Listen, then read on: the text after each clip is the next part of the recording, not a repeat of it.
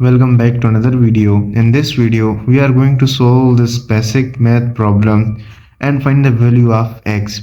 So first of all, have we write 8x square root is equals to 40.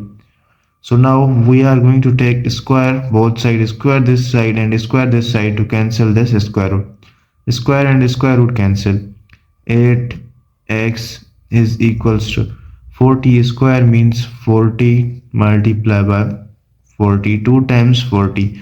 So now we divide 8 this side and also divide 8 this side. 8 and 8 cancel. X is equals to 8 1 the 8, 8 5 the 40.